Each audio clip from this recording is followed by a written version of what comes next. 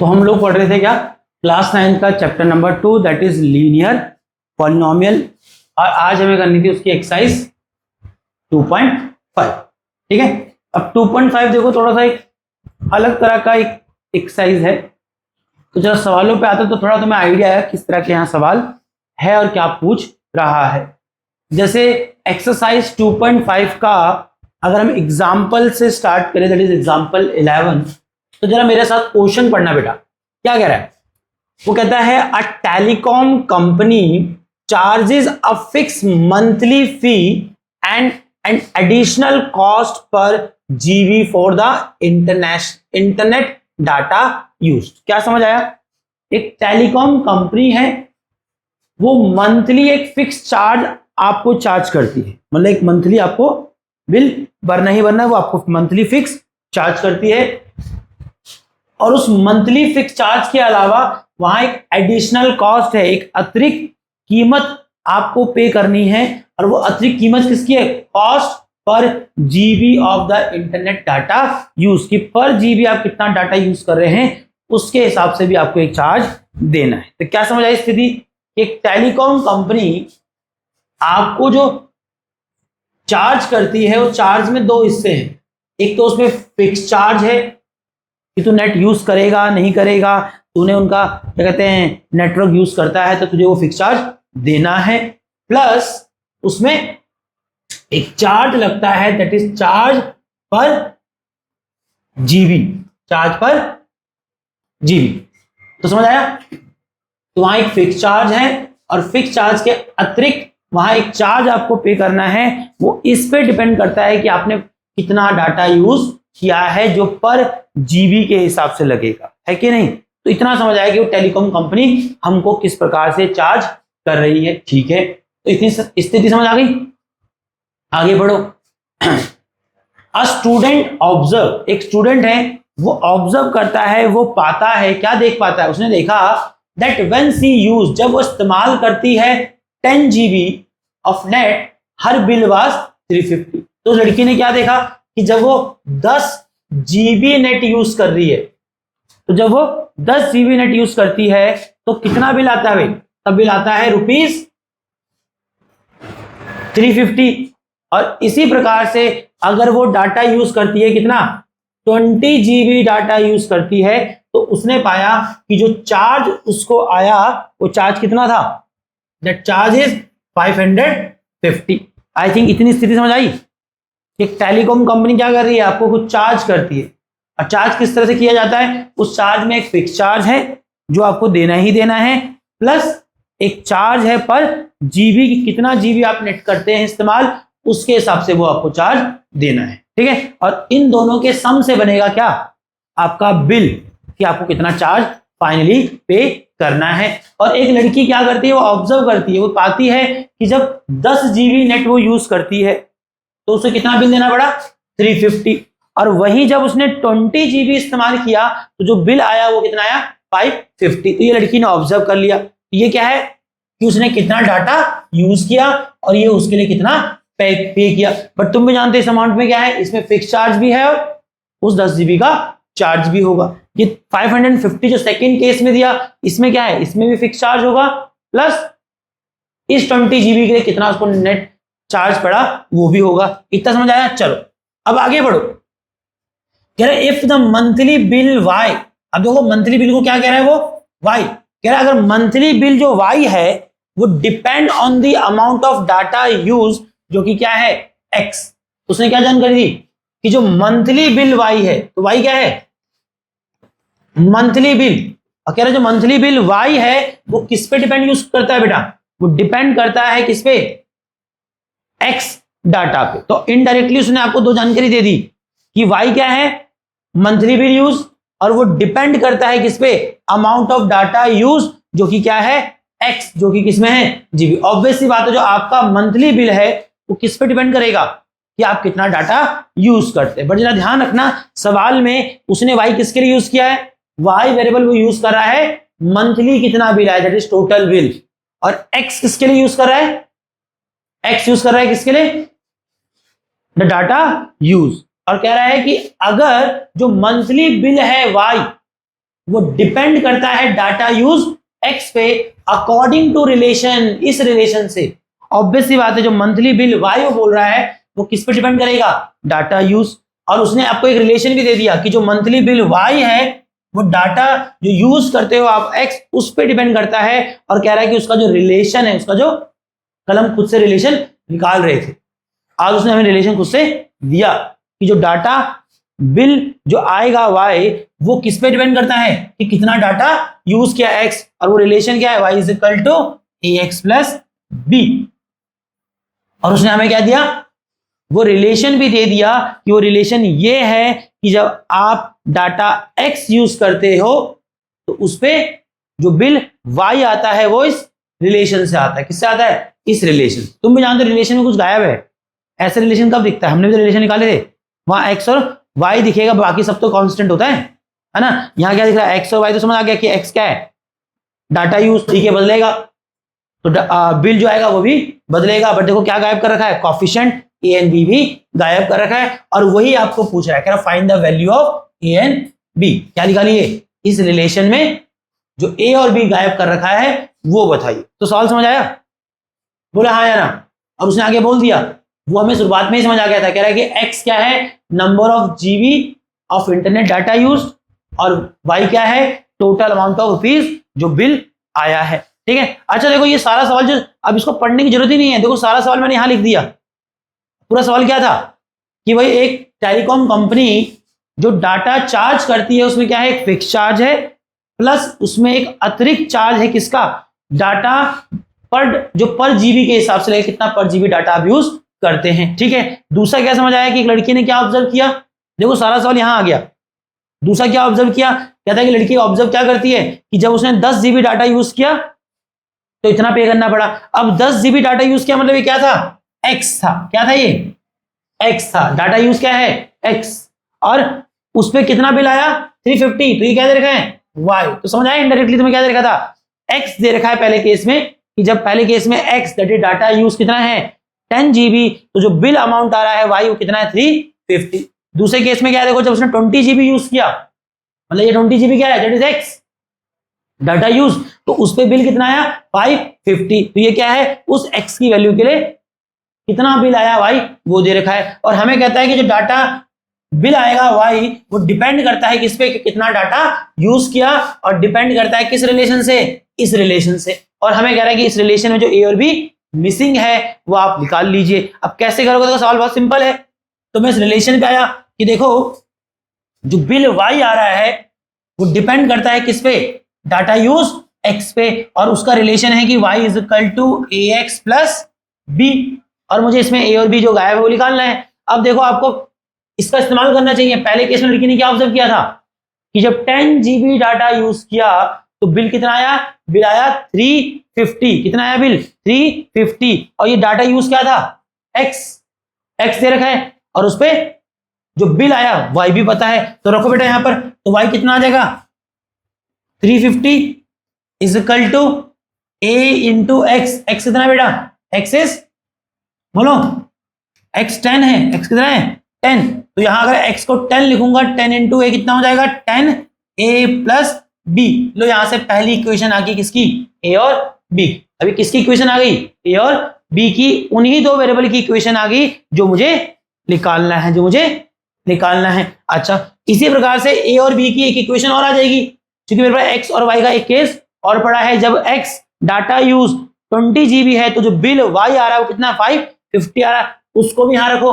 तो Y bill कितना आया 550, कब, जब डाटा यूज एक्स कितना था 20 जीबी, तो एक्स की जगह क्या आएगा 20 जीबी, 20 ए, एक्स की जगह 20 आए, 20 इंटू ए कितना हो 20 ए प्लस बी। और इस तरह से देखो आपको जो ए बी निकालना है, उस ए बी की आपके पास एक और इक्वेशन आ गई। क्या आ गई, एक और इक्वेशन आ गई। अब सवाल है, तुम बोलोगे भैया ए और बी निकालना था, ये तो ए और बी की इक्वेशन आपके पास आई।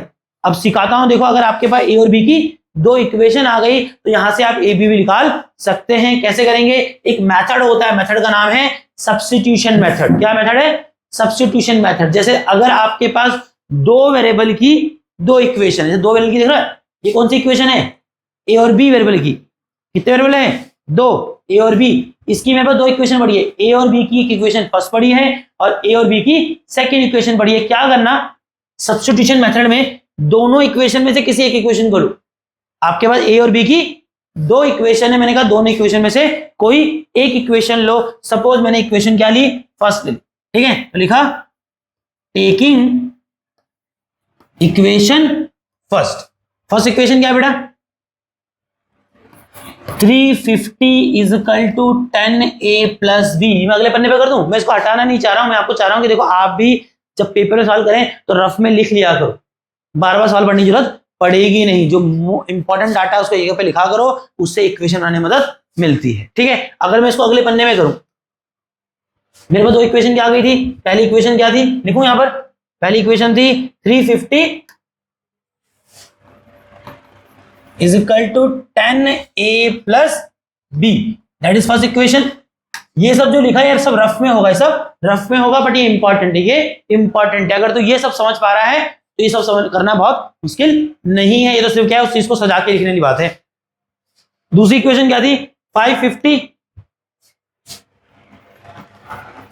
Is equal to 20a plus, ठीक है। तो मेरे को ए बी निकालना था, मैंने कहा ए बी की मेरे पास दो लीनियर इक्वेशन आ गई, क्या गई, ए बी की दो लीनियर इक्वेशन आ गई। अब कैसे निकालेंगे ए बी, देखो इन दो इक्वेशन में से आपकी मर्जी, आप जिस मर्जी इक्वेशन को ले लो। मेरा मन कर रहा है मैंने इक्वेशन कौन सी ली, पहली, तो लिखा टेकिंग इक्वेशन फर्स्ट। क्या है equation first, 350 is equal to 10a plus B.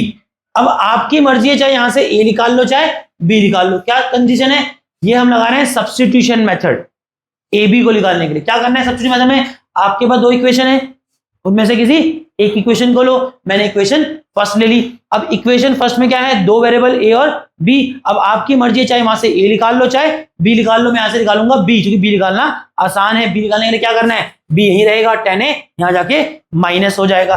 ए निकालने की कोशिश करूंगा तो खामखाम फ्रैक्शन में जाएगा, और आपकी मर्जी चाहे ए निकाल चाहे बी निकाल। मैंने यहां से क्या निकाला, बी निकाला, बी वहीं रहा, 10a यहां जाके 350 के साथ माइनस हो गया। तो लो क्या किया, पहली इक्वेशन लिया, पहली इक्वेशन में से वेरिएबल बी निकाल दिया। अब ये जो पहली इक्वेशन में से बी निकाला है, इस बी को क्या करो, सेकंड इक्वेशन में रखो। कहां रखो, तो ये तरीका है सब्स्टिट्यूशन मेथड का कि दो इक्वेशन है आपके पास, किन्हीं दो वेरिएबल की। जैसे मेरे पास दो इक्वेशन किसकी थी, ए और बी वेरिएबल की। पहली इक्वेशन भी ए बी की है, दूसरी इक्वेशन भी ए बी की है। क्या करना है सब्स्टिट्यूशन मेथड में, दोनों इक्वेशन में से किसी एक इक्वेशन को लेना है, चाहे फर्स्ट लीजिए चाहे सेकंड लीजिए। जैसे मैंने फर्स्ट को लिया, उसमें से क्या करिए, दो वेरिएबल में से कोई एक वेरिएबल निकाल दे। यहां भी आपकी मर्जी है, चाहे ए पहला निकालो वेरिएबल चाहे दूसरा निकालो। मैंने बी निकाल दिया। और क्या करना है, यहां से जैसे मैंने पहली इक्वेशन में से बी निकाला, अब इस बी को कहां रखूंगा, वो दूसरी इक्वेशन जिसको अभी तक आपने यूज नहीं किया है ना, इस बी को कहां पुट करूंगा, सेकेंड में। कहां पुट करूंगा, सेकेंड। तो लिखा putting the value of B in equation second, in equation second. अब सेकेंड इक्वेशन क्या है बेटा, 550 is equal to 20a plus, जहां b था वहां मैं b की जो वैल्यू मैंने फर्स्ट इक्वेशन निकाली वो रख दूंगा, है ना। तो b की जगह कितना आ जाएगा, b की वैल्यू 350 माइनस 10a। देखो ऐसा करने से क्या हुआ, पूरी इक्वेशन किस में आ गई, एक ही वेरिएबल में आ गई। इसको सॉल्व करना आसान है कि नहीं। अब क्या करोगे, देखो ये 550 ही रहेगा, 350 यहां के माइनस होगा, सीधा कर दूं क्या, 550 में से 350 माइनस हुआ, कितना आएगा बेटा, 200। 20a में से माइनस 10a माइनस हो, कितना आएगा बेटा, 10a। अब इजी हो गया नहीं हो गया।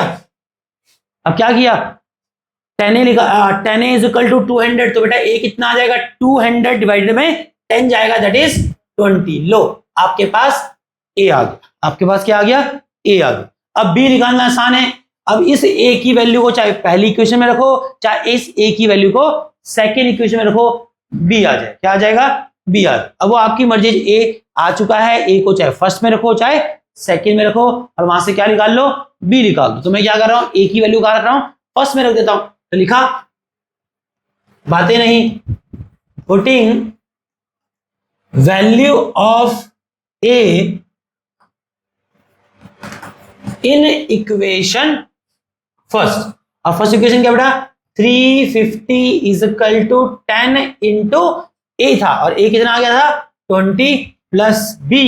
अब कितना होगा 350 20 इंटू 10 कितना होगा 200 प्लस बी, और बी कितना होगा 350 में से 200 माइनस होगा दैट इज 150। और लो इस तरह से आपका बी भी आ गया, और लास्ट में लिख देना कि ए इज इक्वल टू कितना था 20 and B is equal to क्या था 150, है ना। अगर मैं उस इक्वेशन को कंप्लीट करूं, उसने हमें क्या बोला था कि एक बंदा कितना डाटा यूज करता है या कितना बिल वाई आता है वो डिपेंड करता है कि वो कितना डाटा एक्स यूज कर रहा है। और इक्वेशन क्या लिखी थी y is equal to ax plus B. उसने इक्वेशन कंप्लीट करने के लिए बोला है क्या? नहीं, उसने सिर्फ बोला है an b निकालो। बट देखो मैंने क्या कहा, हम भी तो कल इक्वेशन निकाल रहे थे, क्या इक्वेशन ऐसे आती थी? उसने हमें कहा कि जो डाटा यूज है x, है ना, उस पे डिपेंड करता है कि बिल कितना y आएगा। और उसका रिलेशन क्या दिया, खुद से दिया, हमने नहीं निकाला, उसने हमें रिलेशन दिया था कि रिलेशन जो है कि बिल y कितना आएगा वो किस पे डिपेंड करता है कि डाटा कितना x यूज किया, और रिलेशन था y is equal to x plus b। फिलहाल तो हमें a एंड b पूछा है, बट अगर मुझे कहता है कि पूरी इक्वेशन बताओ कि एक्चुअल में इक्वेशन क्या थी, तो अब तो इक्वेशन लिख सकते हो ना, a b आ तो गया आपके पास। नहीं, एक्चुअल में इक्वेशन पता क्या थी कि आपका बिल जो y है वो पता कितना आएगा, a कितना है बेटा 20x प्लस बी। एक्चुअल में ये जो b था ये था फिक्स चार्ज, ये था फिक्स चार्ज कि तू बिल डाटा यूज कर ना कर तुझे 150 रुपए देने ही पड़ रहे थे। और ये जो 20 दिख रहा है ना, x क्या है कि कितना डाटा यूज किया, और उसमें 20 मल्टीप्लाई हो रहा है, वो 20 क्या है, वो 1 GB का चार्ज है, वो 1 GB का चार्ज। देखो ना, अगर a और b आपके पास आ गया 20 और 150, जैसे पहले इस वाले केस में देखो ना, जब भाई ने 10 GB डाटा यूज किया था तो बिल कितना आया था 350। क्यों?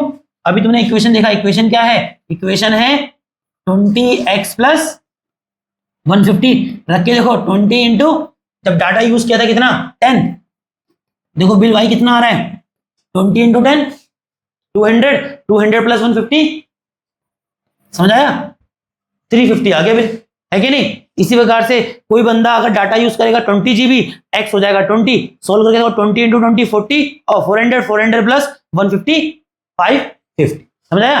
एक्चुअल में इक्वेशन अब जाके कंप्लीट हुआ, है कि नहीं। उसने हमें रिलेशन जरूर दिया था कि बिल कितना वाई आएगा जब डाटा एक्स यूज करेंगे, और तुम भी जानते थे वो एक्सप्रेशन जरूर दिया था, बट वहां कुछ गायब कर क्या ए और बी जो हमने निकाला।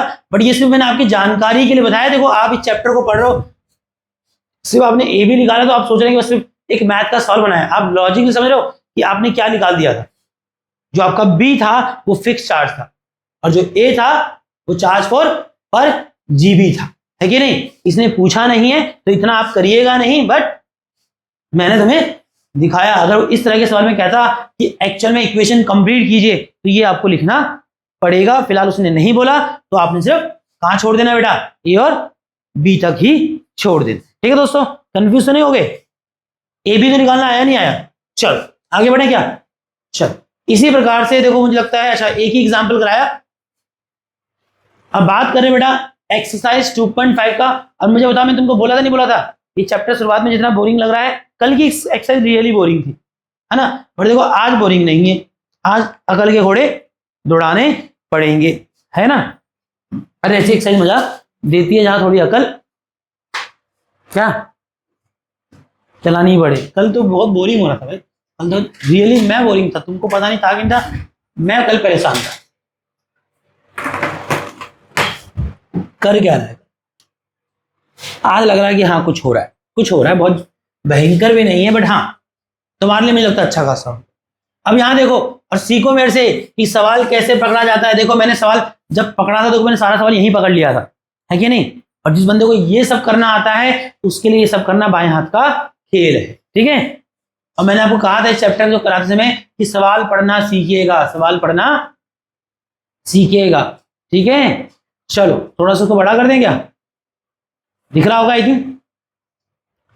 अब यहां देखिए बेटा, क्वेश्चन पढ़ते हैं। कहता है learning platform charge a fix monthly fee.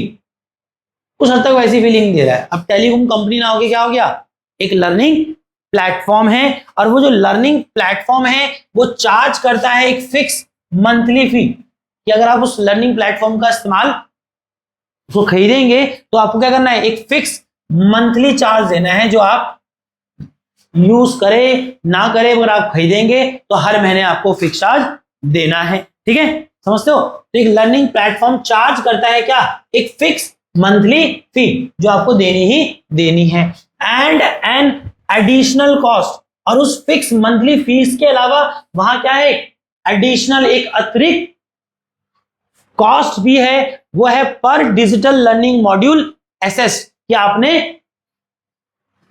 जो कि आपको कहना है पर लर्निंग मॉड्यूल जो आप लेंगे, अगर आपने एक लर्निंग मॉड्यूल लिया तो आपको उस एक का देना है। सपोज चिराग ने भी वो प्लेटफॉर्म लिया, रोहन ने भी वो प्लेटफॉर्म लिया, तो दोनों को एक फिक्स चार्ज तो देना ही देना है। ठीक है, बट जब महीने के अंत में बिल पेमेंट करने की बारी आएगी तो फिक्स चार्ज तो चिराग को भी देना है और खुलबे को भी देना है, खुलबे बोले तो रोहन, खुलबे को भी देना है। बट क्या होगा, सपोज करो चिराग ने 5 मॉड्यूल लिए, तो उसे कितना पे करना है, वो फिक्स चार्ज प्लस हर मॉड्यूल का एक फिक्स चार्ज है, मतलब एक पर चार्ज है, तो कितना देगा, 5 इंटू एक मॉड्यूल का जो चार्ज। अब खुलबे ने क्या किया, सपोज 7 मॉड्यूल ले लिया उस महीने में, तो खुलबे तो कितना पे करेगा बेटा, वो फिक्स चार्ज प्लस 7 मॉड्यूल का चार्ज। और 100 मॉड्यूल का चार्ज कैसे आएगा, एक मॉड्यूल का चार्ज जो फिक्स होगा इंटू में तूने 7 लिया तो 7 से इसको मल्टीप्लाई कर। समझ रहा है स्थिति क्या है, स्थिति क्या है, ये समझना बहुत जरूरी है, खाली सवाल पढ़ने से नहीं होगा। आप स्थिति समझिए प्रैक्टिकल लाइफ में क्या हो रहा है, कि एक लर्निंग प्लेटफॉर्म है जो फिक्स मंथली चार्ज लेता है, और उस फिक्स मंथली चार्ज के अलावा वहां एक क्या है, एडिशनल कॉस्ट, एक अतिरिक्त कीमत भी आपको अदा करनी है, जो किस पे पड़ेगी, वो पड़ेगी कि कितना लर्निंग मॉड्यूल आपने उनसे लिया, वो पर लर्निंग मॉड्यूल पे लगेगा। हर एक लर्निंग मॉड्यूल पे आपको वो चार्ज अलग से देना पड़ेगा। अगर एक लेगा तो एक का देगा, 2 लेगा तो 2 का देना पड़ेगा, 3 लेगा तो 3 के लिए देना पड़ेगा। पर लर्निंग मॉड्यूल के हिसाब से जाएगा, फिक्स चार्ज को देना ही देना। ठीक है, ये स्थिति है। अ स्टूडेंट ऑब्जर्व, और फिर एक स्टूडेंट आया that observe that when C accessed, और एक स्टूडेंट ने ऑब्जर्व किया कि जब उसने क्या लिए, 10 मॉड्यूल लिए, उसका जो बिल आया वो कितना आया, 400 आया। अब तुम समझ रहे हो कि 400 बिल कैसे आया, इसमें वो फिक्स चार्ज रहा होगा प्लस उन 10 मॉड्यूल का चार्ज भी रहा होगा। तो क्या देखा बच्चे ने देखा, तो यहां लिखता हूं मॉड्यूल और यहां लिखता हूं उसकी कॉस्ट। तो एक बच्चे ने ऑब्जर्व किया कि जब उसने 10 मॉड्यूल लिए, है ना। अच्छा, ये बात तो समझ आ गई होगी ना शुरुआत वाली, जो मैंने लिखा नहीं, कि जो टोटल कॉस्ट आ रही है उस टोटल कॉस्ट में क्या है, एक फिक्स चार्ज है और एक है चार्ज पर मॉड्यूल। क्या है, चार्ज पर मॉड्यूल के हिसाब से जो कितने मॉड्यूल लिए उस पर डिपेंड करेगा। और एक बच्चे ने क्या ऑब्जर्व किया, बच्चे ने ऑब्जर्व किया कि जब उसने 10 मॉड्यूल लिए तो उसको टोटल बिल कितना आया, 400 रुपए। तो आप समझ रहे हैं 400 रुपए कैसे बना, इसमें वो फिक्स चार्ज भी रहा होगा प्लस उन 10 मॉड्यूल की कीमत रहेगी। और 10 मॉड्यूल की कीमत कैसे आई होगी, एक मॉड्यूल की कीमत इंटू में 10 हुआ होगा। अच्छा, व्हेन सी एक्सेस 14 मॉड्यूल, और उसने देखा जब मैंने 14 मॉड्यूल लिए तो बिल कितना आया, 500 रुपए आया। तो स्थिति क्या है, जब मॉड्यूल 14 मॉड्यूल लिए गए तो बिल आया 500 रुपए। आप चीजों को समझ रहे होंगे, 500 रुपए कैसे आया, फिक्स चार्ज प्लस 14 मॉड्यूल की कीमत है वो, है ना। और 14 मॉड्यूल की कीमत कैसे आई होगी, एक मॉड्यूल की कीमत इंटू में 14 हुआ होगा उसके केस में। चलिए, इतना समझ आ गया। कह रहा है if monthly bill y depend on the number of module access x according to the relation y is equal to ax plus b। और उसने क्या कहा, आखिर उसने कह दिया कि जो टोटल मंथली बिल y है वो डिपेंड करता है, वो तो हम शुरुआत में समझ गए कि मंथली जो बिल आएगा किस पे डिपेंड करता है, कि आपने कितने मॉड्यूल लिए, क्योंकि फिक्स तो आपको देना ही है सबको, चाहे तू ले ना मॉड्यूल ले या ना ले। ठीक है, और उसने कहा इफ मॉड्यूल बिल y की जो मंथली, सॉरी मॉड्यूल कह रहा हूं, if the monthly bill y की जो मंथली बिल y है वो डिपेंड करता है किस पे, नंबर ऑफ मॉड्यूल एक्सेस के, कितने मॉड्यूल एक्सेस किए, जो कि x है। तो समझ आ गया कि जो बिल y है वो डिपेंड करते हैं कि तूने कितने x मॉड्यूल लिए। तो y किसके लिए यूज कर रहा है, टोटल बिल के लिए, x किसके लिए यूज कर रहा है, कितने नंबर ऑफ मॉड्यूल्स लिए। और कह रहा है कि वो डिपेंड करता है किस रिलेशन से, इस रिलेशन से, कि जो टोटल बिल y है वो है ax प्लस b, और टोटल बिल जो y है देखो किस पर डिपेंड कर रहा है, x पे। रिलेशन में x आ रहा है कि नहीं आ रहा, और x क्या है, नंबर ऑफ मॉड्यूल टेकन, है ना। और फिर प्रश्न वही है कि भाई a और b निकालो। अब तुम समझ रहे हो कैसे करेंगे, है ना। आपके पास जो y का रिलेशन किसके साथ है, x के साथ है, और आप जान रहे हैं कि यहाँ y क्या है, y is the total amount of bill, और x क्या है, नंबर ऑफ मॉड्यूल, है ना। और आपको a b निकालना है। अब आई थिंक आपके थोड़ा फास्ट होना चाहिए। अब मुझे बताओ बेटा, y पहले वाले केस में बच्चे ने क्या देखा था, टोटल बिल y कितना आया था, 400 रुपए, है ना। अरे ये जो मंथ मॉड्यूल है यही तो x है, और टोटल कॉस्ट ही y है। तो पहले केस में y कितना था, टोटल बिल 400 आया था, कब, जब मॉड्यूल लिए थे 10, मॉड्यूल लिया था 10 मतलब x 10 था, तो 10 इंटू a कितना हो गया, 10a प्लस b। ये क्या हो गई, पहली इक्वेशन, है कि नहीं। दूसरी इक्वेशन क्या होगी, दूसरे केस में जो टोटल कॉस्ट आई है y दैट इज 500 रुपए, कब, जब मॉड्यूल लिए थे कितने, 14, मतलब x 14 है तो x इंटू a, मतलब 14 इंटू a कितना होगा, 14a plus b is equal to second. अब मुझे बताओ क्या तुम a b के लिए इसको सॉल्व नहीं कर सकते हो, अभी तो सिखाया, कैसे सॉल्व करोगे। आपके पास a और b की दो लीनियर इक्वेशन है, you can apply substitution method. 10th में एक मेथड आता है एलिमिनेशन मेथड, उससे बहुत इजीली होता है, बट फिलहाल ज्यादा मेथड पे नहीं जाएंगे, फिलहाल एक ही मेथड लगाओ। सब्स्टिट्यूशन करना क्या है, मैं गया इन इक्वेशन फर्स्ट, और फर्स्ट इक्वेशन से मैं क्या निकाल रहा हूं, b निकाल रहा हूं, क्या निकाल रहा हूं, b। तो फर्स्ट इक्वेशन b कितना आएगा बेटा, b आ जाएगा, b यहीं रहेगा, 10 यहाँ जाके माइनस हो जाएगा, तो b आ जाएगा 400 माइनस 10, ठीक है। तो पहली इक्वेशन से क्या निकाल दिया, b निकाल दिया, और पहली इक्वेशन से जो b निकाला उसे कहां रख दोगे, इन इक्वेशन सेकंड, कहां रखोगे, इन इक्वेशन सेकंड। अब कहां चला गया, in equation second. Second equation क्या थी बेटा, 500 is equal to 14 a plus में b, और b मैंने कितना निकाला है, 400 माइनस 10। बोलो इजी है कि नहीं है, बोलो। अब यहां देखो,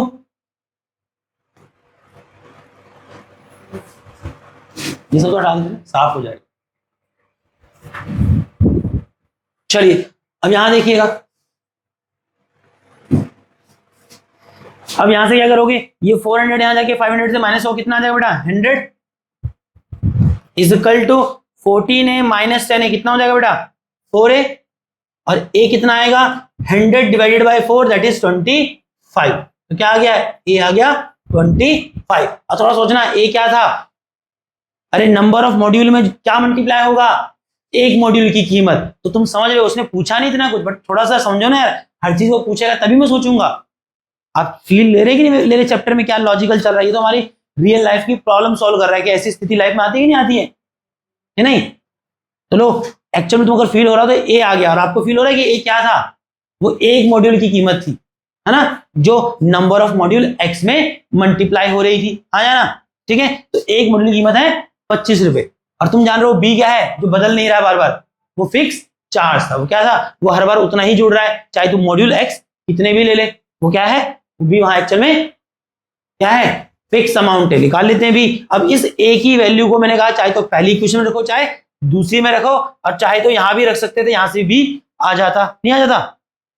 तो मैं क्या कर रहा हूं, यहां रख दूं क्या पर, मैंने कहा इस ए को चाहे पहली में रखो चाहे दूसरी में रखो, चाहे ये जो बी की वैल्यू निकालती है यहां रख दो। तो बी कितना था हमारे पास, बी था 400 माइनस 10a, 400 ऐसी रहेगा, माइनस में 10 इंटू ए कितना बेटा 25, कितना आ गया 400 माइनस 250, और कितना आएगा बेटा ये 1, समझ आया।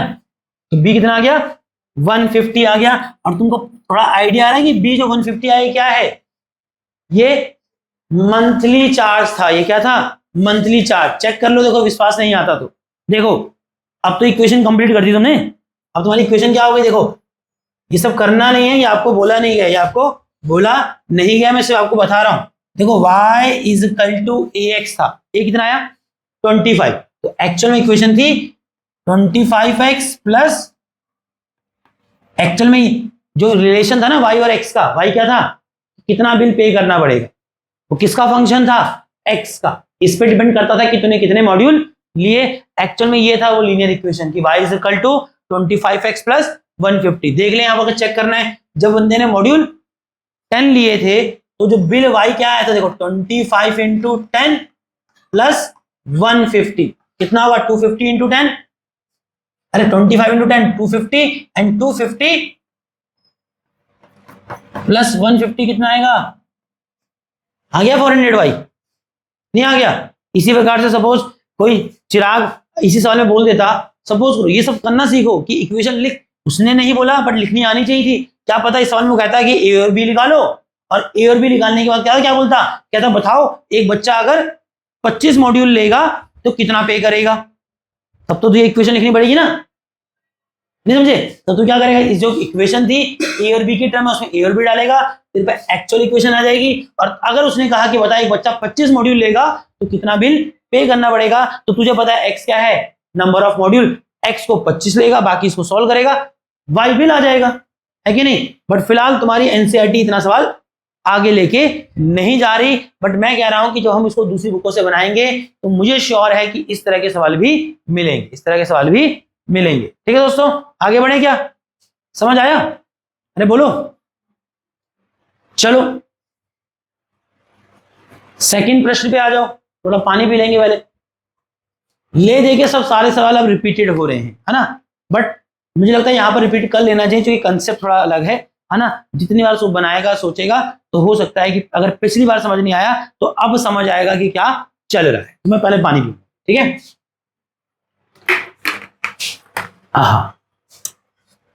पानी पीने से गला शांत हो जाता है। अब देखो जब थोड़ा पास जाएंगे, क्योंकि मुझे लगता है हम दो सवाल तो बना चुके हैं ऑलरेडी, अब चीजें आपको समझ आ रही होगी। उसने कहा gym charges a fix monthly fee, एक जिम है जो चार्ज करती है क्या, मंथ का fix charge.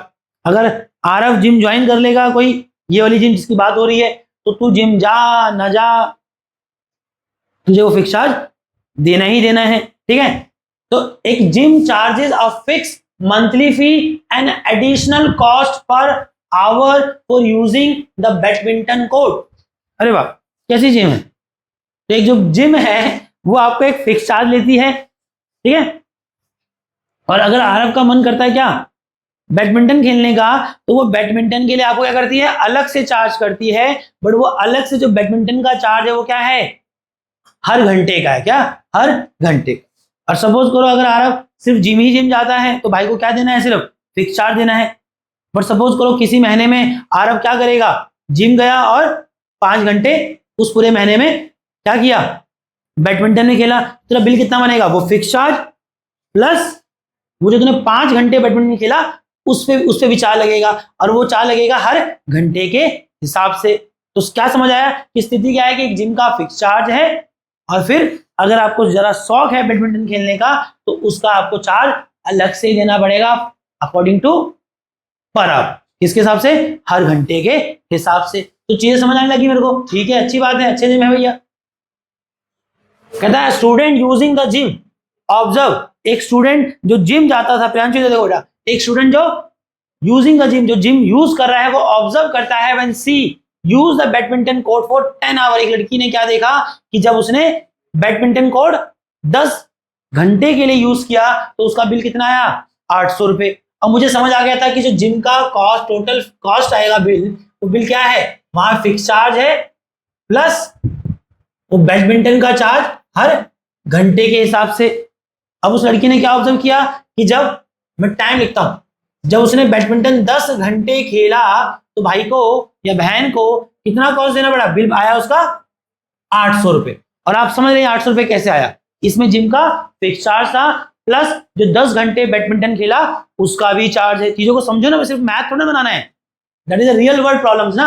When she use, और उसी बच्चे ने जब देखा कि जब वो 15 घंटे जिम खेलती है, जब उसने जिम यूज किया 15 आवर, हर बिल बाद उसका बिल कितना था, ₹1100। और फिर से आपको स्थिति समझ आ गई कि इस 1100 रुपए में भी क्या है, फिक्स चार्ज है, और प्लस ये 15 घंटे का बैडमिंटन का चार्ज भी है। चलो इफ मंथली बिल वाई, और कह रहा है अगर मंथली बिल वाई, मतलब समझो उसने मंथली बिल को क्या मान लिया, वाई, कह रहा है जो मंथली बिल वाई है वो डिपेंड करता है on the hour of the use of badminton code x. वो हमें भी समझ आ रहा था कि जो बिल वाई है वो क्या कर रहा है, वो डिपेंड कर रहा है कि कितने x आवर आप वहां बैडमिंटन खेलते हैं। तो इतना मैं समझ आ गया कि जो टोटल बिल है y वो डिपेंड करता है किस पे, कितना x आवर बैडमिंटन कोर्ट में खेला गया है, और वो डिपेंड करता है किस रिलेशन से, इस रिलेशन से, और रिलेशन है वही वापस से y is equal to ax plus b।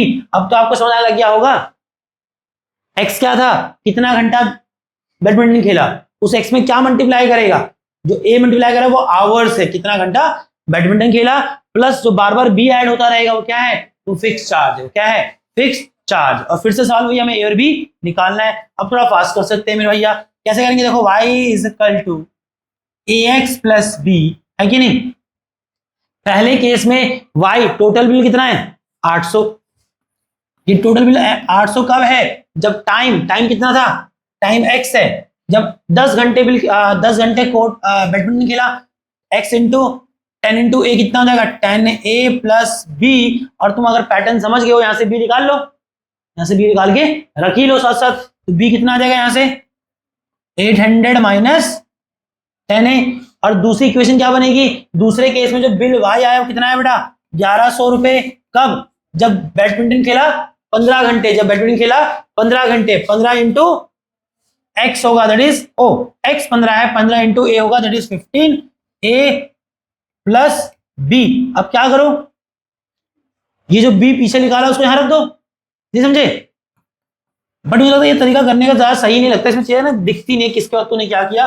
मैं तो सलाह दूंगा कि आप ऐसे कीजिए, इक्वेशन मार्क कीजिए, टीचर को दिखता भी है कि आप कहां से क्या निकाल के किसमें रख रहे हैं, है ना। यहाँ तो ऐसा लग रहा है कि आपको खुद ही पता लग नहीं रहा है ना। ये इक्वेशन फर्स्ट थी, इसमें से ये इक्वेशन फर्स्ट नहीं थी, ये इक्वेशन फर्स्ट थी, इसमें से b निकाला, ये मेरी इक्वेशन सेकंड है। सेकंड इक्वेशन में क्या रख रहा हूं, पहली से जो b निकाला वो रख रहा हूं, कितना 15a प्लस b, कितना बेटा 800 माइनस 10a।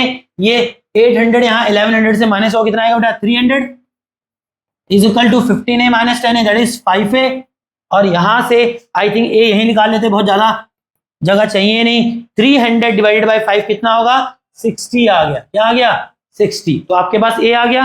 अब इस a की वैल्यू को यहां रख दो b में, मतलब यहां रख दो तो b आ जाएगा। तो b कितना बेटा, b था 800 माइनस 10a, और a कितना है बेटा 60, कितना हो जाएगा, तो b हो जाएगा 800 माइनस 600, और b आ गया बेटा कितना 200, b आ गया 200। चलो a भी आ गया और b भी आ गया, बोलो हाँ या ना, हाँ या ना, ठीक है। और तुम जानते हो एक्चुअल इक्वेशन क्या थी, एक्चुअल इक्वेशन ये थी कि जो बिल y आ रहा है जब आप बैडमिंटन कोर्ट x घंटे यूज करते हो, तो एक्चुअल में y का रिलेशन था a कितना है बेटा 60x प्लस, एक्चुअल रिलेशन ये था कि जो टोटल जिम का बिल y है, ऑफ कोर्स वो नंबर ऑफ आवर कितना आप जिम और बैडमिंटन खेलते हो उस पर डिपेंड करता है।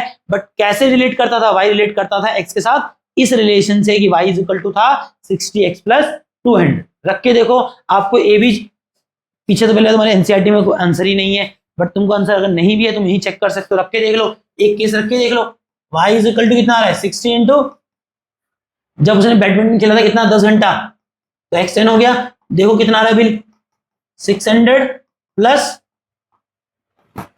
बोलो आया नहीं आया 800। मतलब इस रिलेशन से मैं क्या कर सकता हूं, अमाउंट ऑफ बिल निकाल सकता हूं कि अगर मुझे व्यक्ति का ये पता है कि उसने उस महीने में कितना घंटा बैडमिंटन खेला। अगर इसी सवाल में वो आगे पूछ लेता, कहता है एयर बी निकालो, तो हम निकाल दिया एयर बी। और इसी सवाल में बोलता कि बता एक व्यक्ति अगर 12 घंटे बैडमिंटन खेलता है तो बता उसका बिल कितना आएगा, तब तो आपको ये करना आना चाहिए ना।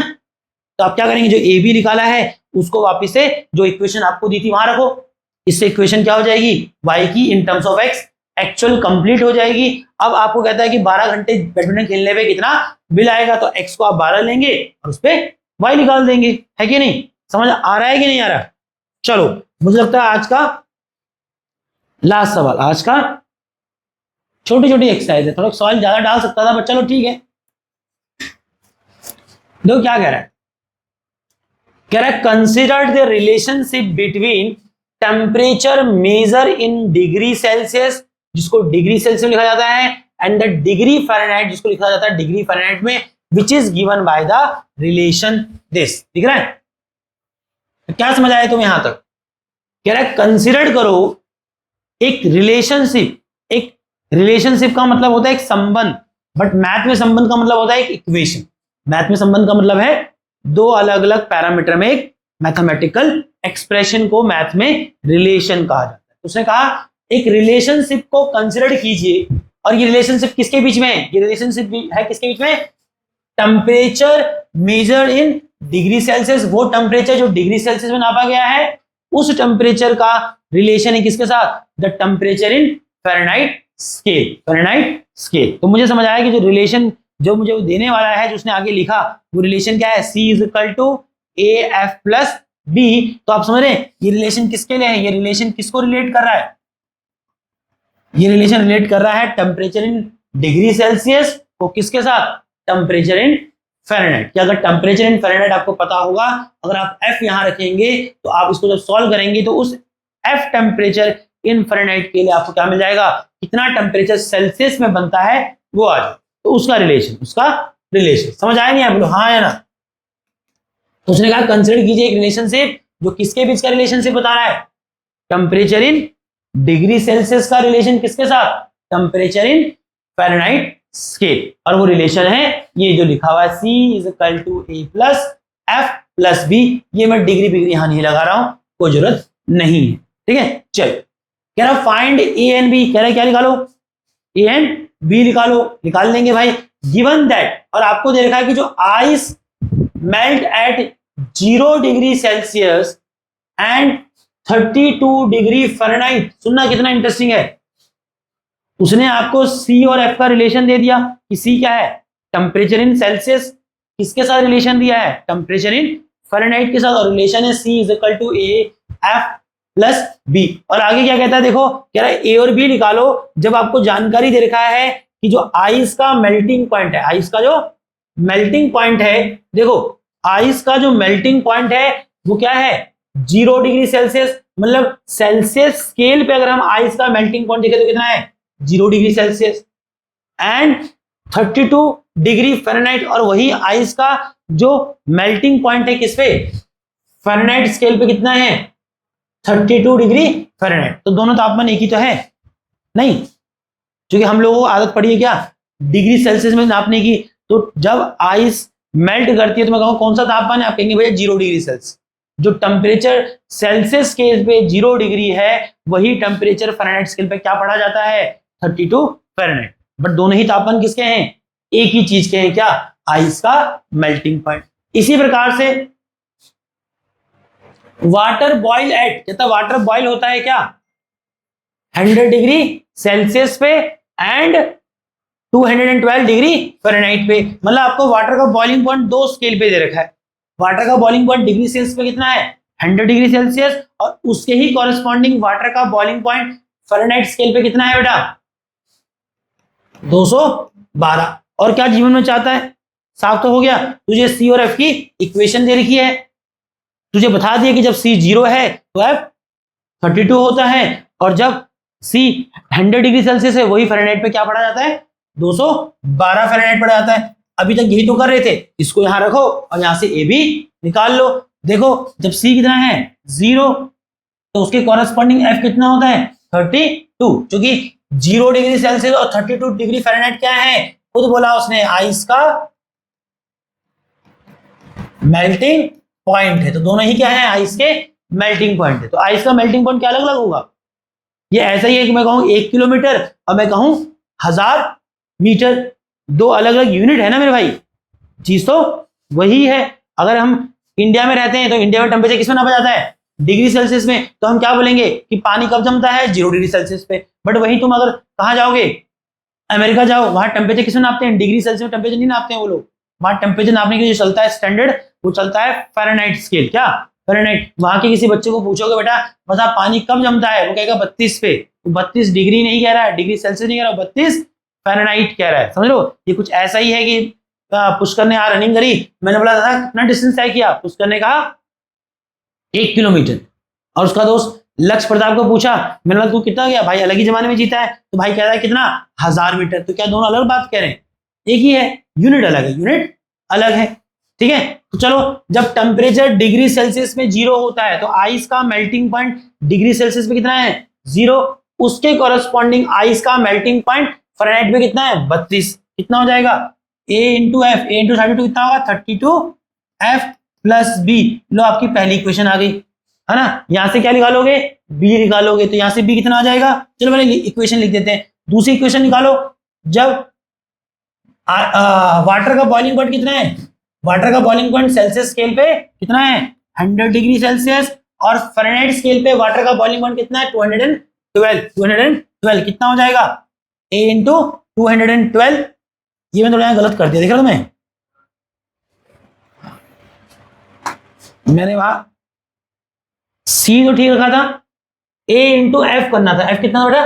32 था ना, तो 32 इंटू ए होना था, 32 A plus B, that is first equation. यहां आ जाओ, C 100 हो गया, और जब C 100 है तो F कितना है बेटा? 212। तो F को 212 लेंगे ना, तो 212 इंटू ए कितना होगा? 212 A प्लस बी। अब तो इसके बाद जानते हो क्या करना है? क्या किया? इन इक्वेशन फर्स्ट गया, वहां से क्या निकाला? बी निकाला। यहां से बी कितना आएगा? 32 है, यहां जाके माइनस हो गया, -32 है ना। बोलो, और अब क्या करोगे? इस बी की वैल्यू क्या रखोगे? सेकेंड इक्वेशन में। तो इन इक्वेशन सेकेंड कितना है बेटा? 100 is equal to 212A plus B. अब 100 ऐसे ही रहेगा, 212A ऐसे ही रहेगा, और बी हमने निकाला है कितना? -32A। कितना हो जाएगा ये? 100 is equal to 212A plus minus -32A। 100 ऐसे ही रहेगा, 212 में से 32 जाएगा कितना का? 2 में से 2 गया 0, यहां बचा 11, 11 में 3 का कितना? 8, दैट इज 180। ए बोलो हाँ या ना? ठीक है, 2 में से 2 जाएगा 0, और यहां बचा ठीक है, और यहां से देखो ए कितना आ रहा है? ए आएगा आपका 100 अपॉन में 180, है कि नहीं। इसको थोड़ा और काटूंगा तो कितना आएगा? ये जाएगा 2 से 5 पे, ये 2 से जाएगा 9 पे, तो ए आ जाएगा कितना? 5/9, 5/9। तो ये आ गया 5/9। अब आपको क्या निकालना है बेटा? ए आ चुका है, अब आपको निकालना है बी। अब इस ए की वैल्यू कहां रख दो? यहां रख दो बी पे। बी कितना था? -32A, और ए आया है 5/9, है ना। और कितना आ जाएगा बेटा? ये कुछ कटेगा क्या? कटेगा तो कुछ भी नहीं। और बी आ जाएगा आपके पास माइनस कितना? नीचे 9 रहेगा, 5 2 10, और 15 और 2 7, है कि नहीं। क्या आ रहा है? -170 अपॉन में 9, समझा। और ये आपके पास ए और बी आ गया।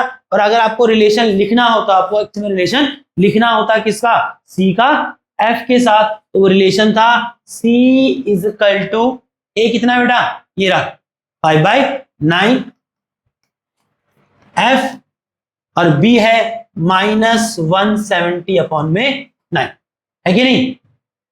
बट मुझे लगा रिलेशन तो कुछ और आता था यार। C का जो F के साथ रिलेशन था वो आई थिंक 9/5 -32 होता था। मेरे को ऐसा याद आता है कि ये रिलेशन फिजिक्स में पढ़ाया जाता है। किसके बीच का रिलेशन? C और F के बीच का रिलेशन। मुझे लगता है एक बार वेरीफाई कर लें क्या, या चेक कर लेते ना एक बार। जब F, हाँ सर, कहां पर बेटा? यहां पर ये तो सब 0 था ना यहां पर, तो मैं B निकालूंगा तो क्या होगा? 32A 0 के साथ माइनस होगा, तो B कितना आएगा? -32 आएगा। नहीं समझा? तो ठीक है ना। पहली इक्वेशन गया, वहां से मैंने क्या निकाला? B यहीं रखा, और 32A यहां जाके माइनस हो जाएगा। अब 0 -32A कितना आएगा? -32A यहां रखा, है कि नहीं। और फिर ये जो B की वैल्यू -32A कहा की, ये रख दिया मैंने सेकेंड इक्वेशन में। 100 इज इक्वल टू 212A, है ना, सही होता था, 212 था ना, हाँ, प्लस B हमारा आया है -32A। अब यहां क्या किया? ये एज इट इज रहा, 212 है प्लस माइनस माइनस, ये आई थिंक सही माइनस किया था, 2 में से 2 गया था 0 और 21 में से 3 गया 18 ही आएगा, ठीक है। और ए हो गया आपका 100 अपॉन में 180, 0 कटा, 2 से कटा 5/9, ठीक आ रहा है। तो ए आ रहा है 5/9। और जब ए की वैल्यू को बी में रखा तो बी कितना है बेटा, कहां है बी, ये रहा 32 minus 32 into A that is 5/9, 10 15, ठीक है। ठीक है, चेक करना चाहो तो चेक कर सकते हैं। कैसे चेक करेंगे जरा देखो, सिंपल है भाई। आपका रिलेशन क्या आया, आपका रिलेशन आया है 5/9f, 5/9f माइनस 170/9, ये रिलेशन आया ना भाई, है कि नहीं। एक केस चेक करके देख लो, एक केस चेक करके देख लो, पता लग जाएगा सही आया गलत आया। देखो हमारे केस में क्या था, जब फ़ारेनहाइट कितना था 132, तो सेल्सियस कितना आना चाहिए, 0 आना चाहिए। तो लो मैं एफ को क्या रख रहा हूं, यहाँ 32 रखता हूं, तो C is equal to 5 into 32 upon में 9 माइनस 179। जरा देखो, अब देखो उसने बोला है कि जब F 32 था तो C कितना आना चाहिए, 0 आना चाहिए। चेक कर लेते हैं आ रहा है कि नहीं आ रहा। कितना होगा ये, इसको मल्टीप्लाई कितना आएगा 170/9 माइनस 170/9, 170/9 से 179 या कितना आएगा C, कहां पे, यहां पर, कैसे,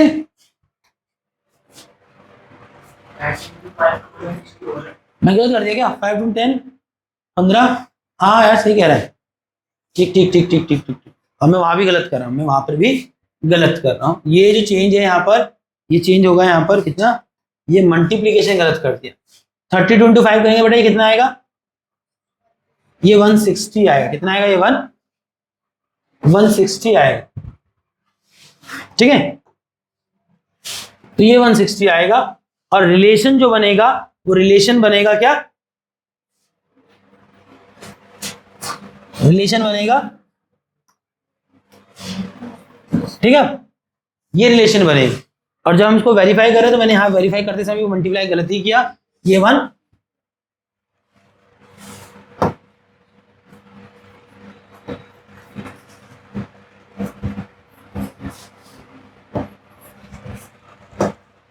ये 160/9 है।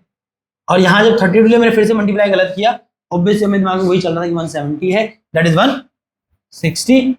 ये क्या था 160/9 और 169/9 से 169 माइनस कितना आएगा, 0 आए, ठीक है। तो सिर्फ एक करेक्शन यहाँ पर ये है, ये माइनस 160/9 आएगा, बाकी ए और बी की वैल्यू करेक्ट, ठीक है।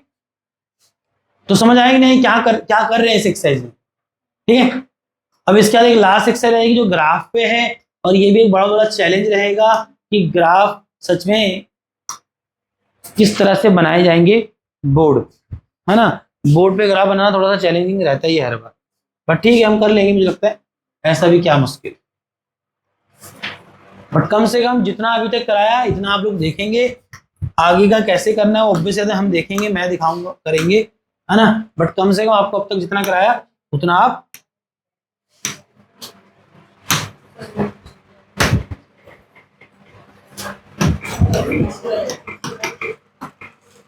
कौन सी क्लास है, क्लास 5th,